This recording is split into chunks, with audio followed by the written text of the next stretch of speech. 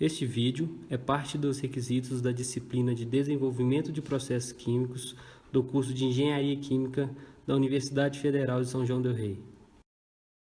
Essa pesquisa foi motivada pela necessidade de adequação aos limites de concentração de alumínio em efluentes estabelecidos pelo CONAMA, tendo em vista os potenciais danos à saúde e ao meio aquático, quando essas concentrações excedem tais limites.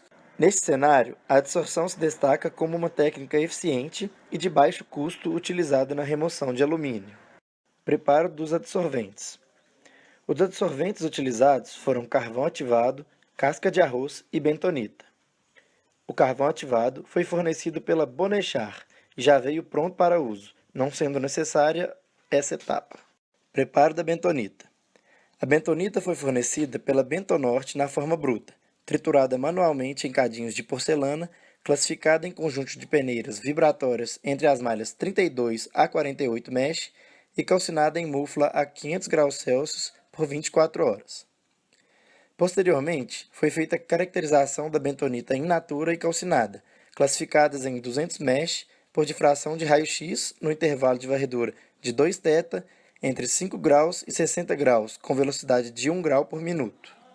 Devido à capacidade da bentonita em absorver água e expandir, a calcinação se faz necessária a fim de aumentar a sua estabilidade para a utilização no processo de adsorção em leito fixo.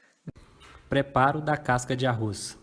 A casca de arroz utilizada nos ensaios foi fornecida por um produtor rural da cidade de Imbé de Minas, no estado de Minas Gerais. Inicialmente, as impurezas sólidas foram retiradas e a casca foi lavada com água destilada, a temperatura ambiente e a 100 graus Celsius, alternadamente, até que a água de lavagem saísse límpida. Em seguida, a casca foi tratada com uma solução de hidróxido de sódio a 0,5 mol por litro a 50 graus Celsius por um período de 4 horas. Depois desse tempo, a casca foi enxaguada com água destilada até atingir o pH 7. O material foi então seco em uma estufa a 60 graus Celsius por um período de 24 horas. A casca foi triturada em um multiprocessador e classificada nas malhas de 32 a 48 mesh. Metodologia analítica. A metodologia analítica empregada na quantificação de alumínio foi o método da eriocromocianina.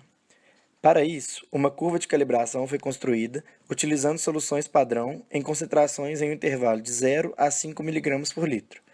Os padrões foram preparados a partir de diferentes volumes de uma solução estoque de 5 gramas por litro. Uma solução corante de eriocromocianina de 1,25 mg por litro foi preparada e 5 ml dessa solução foi adicionada a cada balão volumétrico contendo o padrão. Uma solução tampão de pH 6 foi preparada a partir do acetato de sódio e ácido acético. 5 ml desse tampão foi adicionado ao balão volumétrico e evolumou-se para 50 ml com água destilada. As leituras dos padrões foram realizadas em um espectrofotômetro na região ultravioleta visível, com comprimento de onda de 535 nanômetros, e os dados obtidos foram utilizados para construir a curva.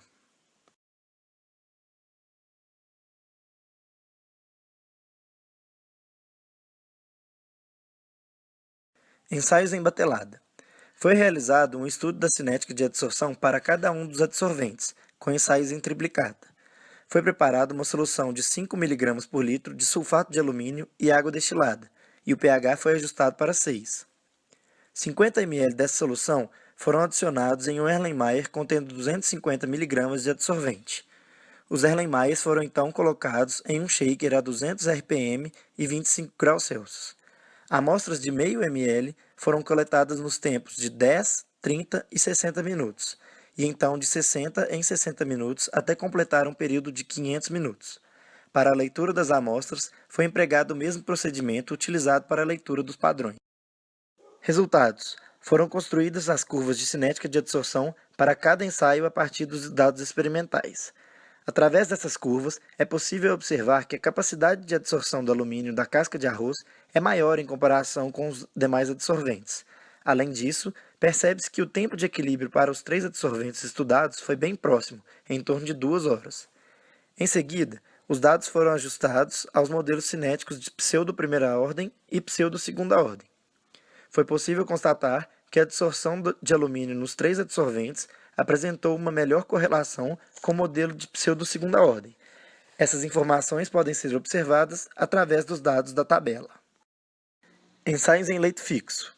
Os ensaios em leito fixo foram realizados utilizando a casca de arroz, uma vez que esta apresentou os melhores resultados nos ensaios de cinética. Como pode ser observado na tabela, os ensaios foram feitos visando a otimização da concentração de alumínio, a vazão de alimentação e o pH. Utilizou-se uma coluna de vidro de 2 cm de diâmetro e 50 cm de altura. Para a construção do leito, foi utilizado 3 cm de algodão e 2 cm de esfera de vidro na base e no topo, 1,5 cm de adsorvente, o que corresponde a aproximadamente 1,75 gramas de casca de arroz. Foi utilizada uma bomba dosadora e uma mangueira de silicone de 6 mm de diâmetro. A coluna operou em fluxo e fluxo descendente e foram coletadas amostras pela base em intervalos de 10, 30 e 60 minutos, e então de 1 em 1 hora até 360 minutos. Para a leitura das amostras, foi empregado o mesmo procedimento empregado para a leitura dos padrões. As amostras foram coletadas na base da coluna e analisadas no espectrofotômetro.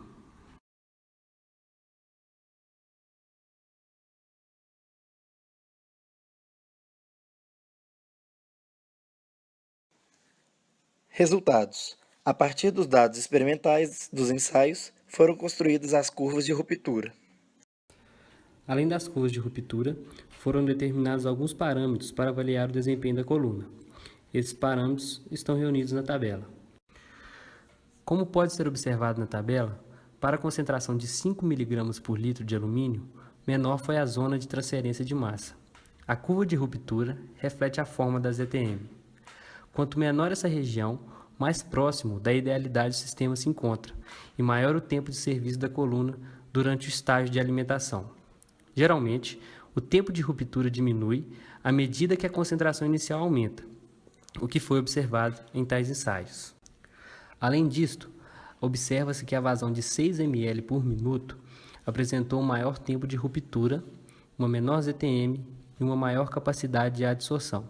Geralmente, o tempo de ruptura diminui à medida que a vazão da alimentação aumenta. Entretanto, esse padrão não foi observado.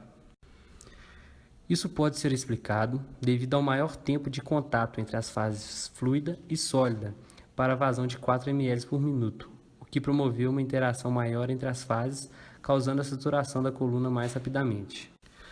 Já para a vazão de 10 ml por minuto, observa-se um menor tempo de ruptura em relação à vazão de 6 ml por minuto. Isso pode ter sido causado pela formação de caminhos preferenciais no leito, fazendo com que determinadas regiões da coluna se tornem saturadas mais rapidamente. Em relação à variação de pH, observa-se que o ensaio com pH 6 apresentou um maior tempo de ruptura. Os pHs 4 e 6 apresentaram ZTMs menores e bem próximos. Com isso, tem-se que os parâmetros otimizados são concentração de 5 mg por litro, vazão de 6 ml por minuto e pH 4 e 6.